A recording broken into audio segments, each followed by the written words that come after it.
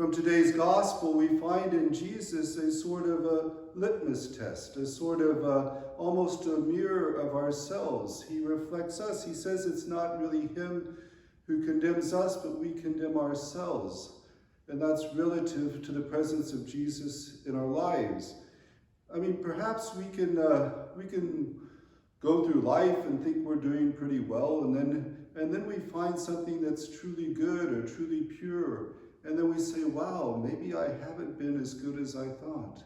And so that's like Jesus in our life. When we come into the light, then we see some of the impurities in our lives, and we don't desire those, and we want to be cleansed from those, and that's normal. And so it's not really to get on people about saying, oh, you're sinners and you're just bad, and you can do nothing but bad, and you have to find Jesus to be good. I don't think it's exactly like that. I think it's Jesus helps us to draw us into what's better in our lives, what's better around us. He's the one there to draw us into what is truly good. So Jesus, he says that he speaks. He says, the word that I spoke, it will condemn the person on the last day. And so what is it about Jesus? Why are we drawn to Jesus, or perhaps why are we not drawn to Jesus?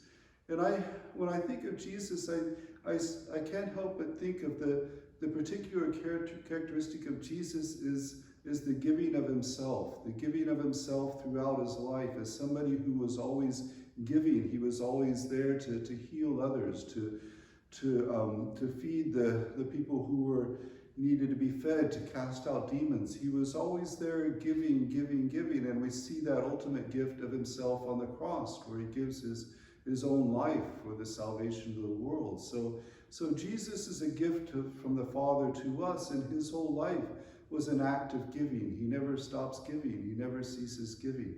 And so I think that that's part of, if we are giving people, if we're people who have a heart that desires to give of ourselves, I think that draws us to Jesus. And we see in Jesus someone who has the same values that we do, who thinks these things are important as well. So I think that's the key aspect of, if we are giving people, if we have a giving attitude, I think we're drawn to Jesus. And I think the more that we give, the more that we are drawn to Jesus.